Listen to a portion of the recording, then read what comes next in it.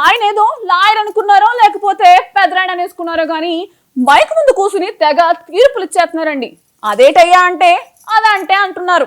ఓ పక్క కేసు నడుపుతుంటే ఆయనేమో అంతకు ముందే జడ్జిమెంట్ ఇచ్చేసి కేసులో ఉన్న తమ లీడర్ నిర్దోషిగా బయటకు వచ్చేసి ప్రభుత్వాన్ని పడగొట్టేదాకా పోరాడేస్తానని చేతిలో డప్పు లేకుండానే సౌండ్ చేసేస్తున్నారండి. ఇంతకీ అసలు ఆ పెదరాయుడు ఎవరు?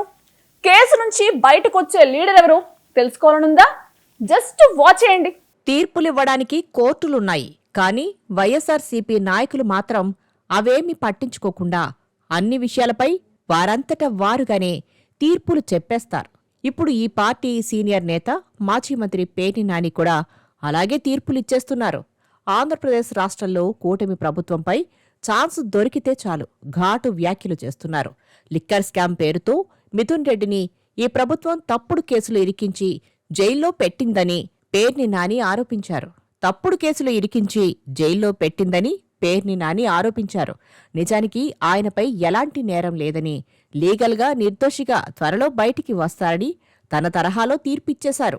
జైలు నుంచి బయటకు వచ్చాక మిథున్ రెడ్డి తన రాజకీయ సత్తా ఏమిటో చూపిస్తారని పేర్ని నాని అంటున్నారు. తండ్రి కొడుకులైన పెద్దిరెడ్డి రామచంద్రారెడ్డి, మిథున్ రెడ్డిలు కుంగిపోయే మనుషులు కాదని, మరింత బలంగా రాజకీయ పోరాటం చేస్తారన్నది పేర్ని నాని వాచ.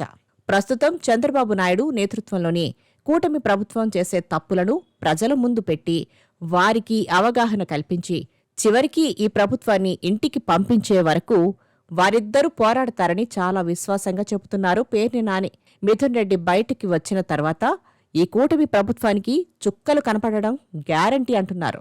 వారిద్దరే ఈ కూటమి ప్రభుత్వం ఇంటికి వెళ్లేలా చర్మగీతం పాడే రోజులు దగ్గరలోనే ఉన్నాయని చాలా కాన్ఫిడెంట్గా చెబుతున్నారు. పేర్ని నాని వ్యాఖ్యలను అధికార పార్టీ నాయకులు పిచ్చలైట్ తీసుకుంటున్నారు. మిథున్ రెడ్డి బయటకు వచ్చే ఛాన్స్ లేదంటున్నారు. తండ్రి కొడుకులిద్దరే ఆ పార్టీని కాపాడేసి కూటమి ప్రభుత్వాన్ని ఓడించేస్తే మరి మిగిలిన వైఎస్ఆర్సీపీ నాయకులేం చేస్తారు? గోళ్లు గిల్లుకుంటూ చూస్తూ ఉంటారా అని అధికార పక్ష నేతలు వ్యంగ్యంగా ప్రశ్నిస్తున్నారు. అలాంటప్పుడు జగన్ను దించేసి రామచంద్రారెడ్డినో పెద్దిరెడ్డినో పార్టీ అధ్యక్షుడిని చేసేస్తే సరిపోతుంది కదా అని ఎద్దేవా చేస్తున్నారు.